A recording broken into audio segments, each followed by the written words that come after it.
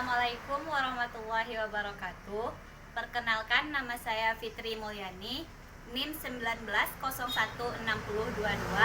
Prodi Pendidikan Bahasa Indonesia, jurusan Pendidikan Bahasa dan Sastra Indonesia dan Daerah. Di sini saya akan menjelaskan tentang angkatan 66 mata kuliah Sejarah Sastra Indonesia. Selamat menyaksikan. Angkatan 66. Latar belakang Angkatan 66. Penamaan Angkatan 66 dalam bidang kesusastraan diberikan oleh H.B. Jasin memperkuat pendapatnya bahwa pada sekitar 1966 di dalam kesusastraan Indonesia telah lahir sebuah generasi kesusastraan. Istilah Angkatan 66 sebenarnya diilhami oleh peristiwa politik kebangkitan generasi muda. Karya tahun 1966 ini tidak hanya bercirikan protes sosial, politik, ekonomi, melainkan juga bercirikan agama. Selanjutnya, pengarang dan karya sastra.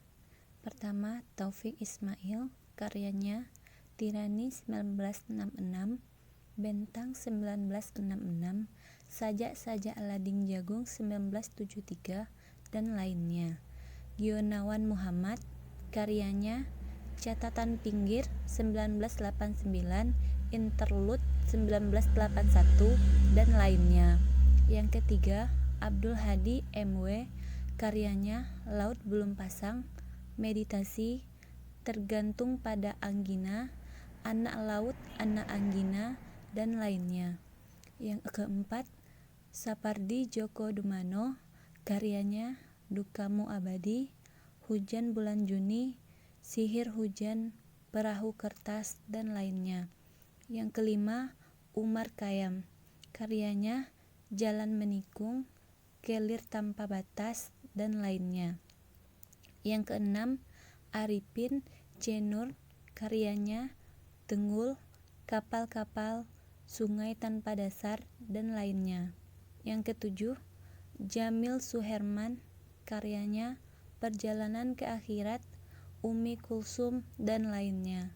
Yang kedelapan, Putu Wijaya, karyanya Stasiun, Pabrik, Aduh, dan lainnya. Yang kesembilan, Danarto, karyanya Berhala, Ghodah, Adam, Maripat, dan lainnya. Selanjutnya yaitu Lekra. Lembaga Kebudayaan Rakyat atau dikenal dengan Lekra merupakan organisasi kebudayaan sayap kiri di Indonesia. Lekra didirikan atas inisiatif D.N. Aidit Nyoto M.S. Ansor dan A.S. Darta pada tanggal 17 Agustus 1950. Lekra mendorong seniman dan penulis untuk mengikuti doktrin realisme sosialis.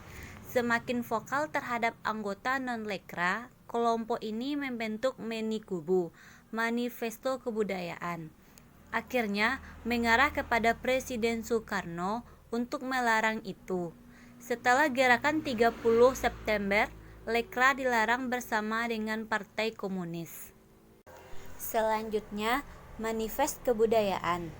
Manifest Kebudayaan adalah konsep kebudayaan yang mengusung humanis universal.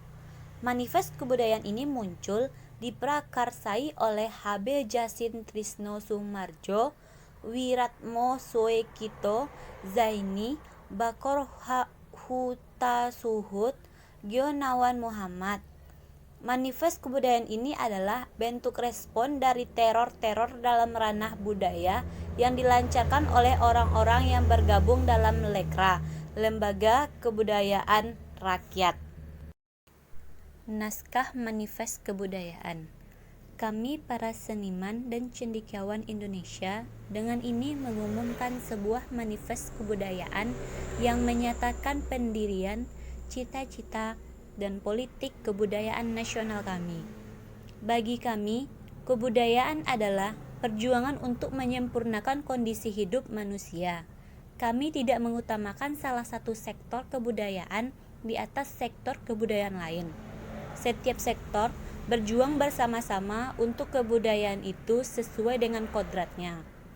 Dalam melaksanakan kebudayaan nasional, kami berusaha menciptakan dengan kesungguhan yang sejujur-jujurnya sebagai perjuangan untuk mempertahankan dan mengembangkan martabat diri kami sebagai bangsa Indonesia di tengah masyarakat bangsa-bangsa. Pancasila adalah falsafat kebudayaan kami. Jakarta, 17 Agustus 1963. Selanjutnya kita masuk kepada pengarang keagamaan dan karya sastra yang menonjol. Pengarang keagamaan pertama Harjoto Handajaya, karyanya Perarahan Jenazah. Yang kedua Gunawan Muhammad, karyanya Hari Terakhir Seorang Penyair. Karya sastra yang menonjol, Angkatan 66 banyak penulis puisi dan prosa. Karya yang menonjol adalah Tirani. Selanjutnya, perbedaan Angkatan 66 dan Angkatan 1950. Angkatan 66.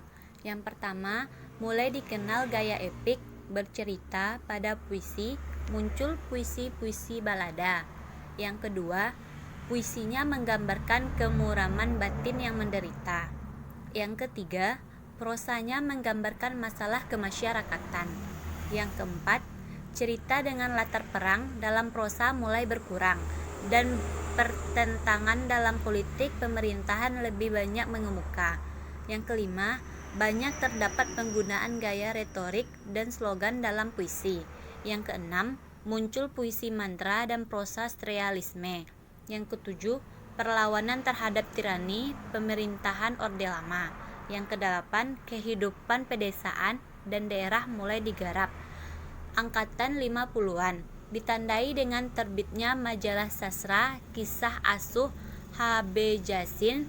Ciri angkatan ini adalah karya sastra yang didominasi dengan cerita pendek dari kumpulan puisi.